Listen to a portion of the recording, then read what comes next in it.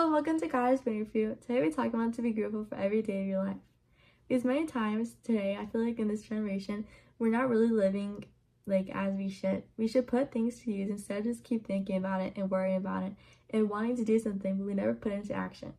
A verse I want to use today is in Proverbs 27. It says, "The godly walk with integrity. Blessed are the children who follow them."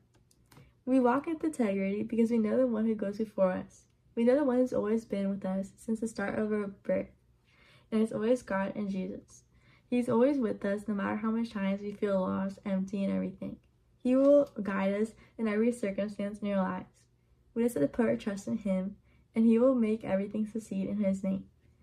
In the Bible, everything is where you find all the answers. If you see me looking down here, because I have some notes that I want to study. I did a preach over this because I really liked this topic, so I wanted to do a YouTube video about it. So it's all that. So when we know and that every day is a blessing, really treasure that moment. We know that like even being able to see, hear, walk, and everything is a blessing. And other people don't have the opportunity to do that, and they even live more happier lives than us. They still like walk outside and they try to do everything. And I also feel like many times we may use like laziness also as like not living your day like as it should be, because there's even verses, and I also did a video about laziness, and there's even verses in Proverbs 26:13-16 that literally just talk about lazy people and also could symbolize us. One of the verses I want to talk about is in Proverbs 26:14. "As a door swings back and forth on its hinges, so the lazy person turns over in bed."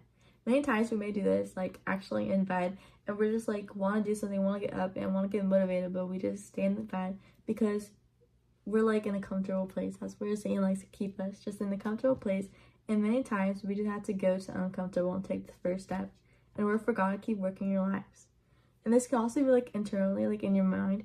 Many times you want to like just like keep your mind motivated and like want to do stuff, but we're just something that keeps holding us back, and it's dragging us.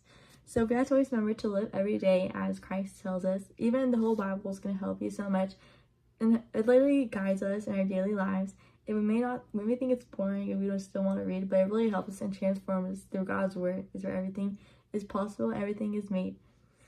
This is like the main, like when I first started reading the Bible, I started like through the Bible obviously, and it helped me so much. It changed like the ways and everything and my whole life, and that's where God just like started to work in me, and I do preaches and everything. So I really like this. And right now I'm going to Ecclesiastes, and I can't wait because I'm so excited.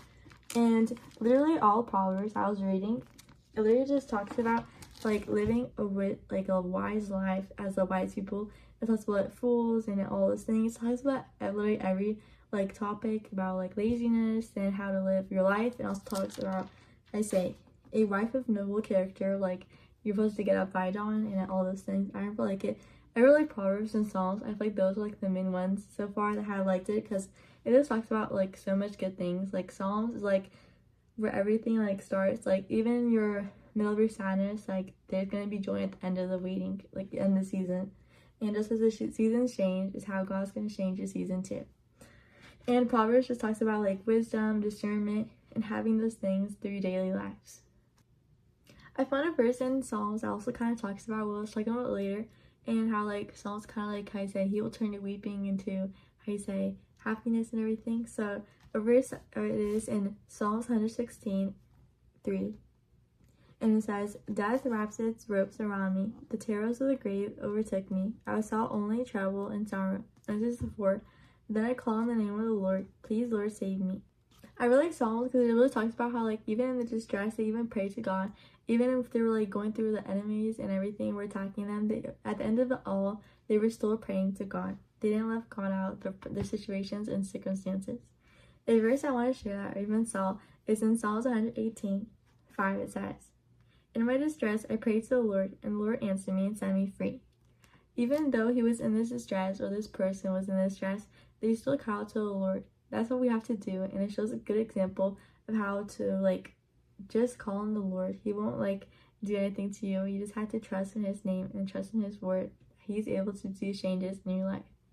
Some verses I want to share before I end this video is in Proverbs 11:19. Godly people find life, evil people find death. In Proverbs 15:24 it says, "The path of life leads upward for the wise, they leave the grave behind." And the last verse I want to share is in Proverbs 16:3. Commit actions to the Lord and your plans will succeed. That's the end of my YouTube video. Hope it helped you. Thanks for watching. Bye!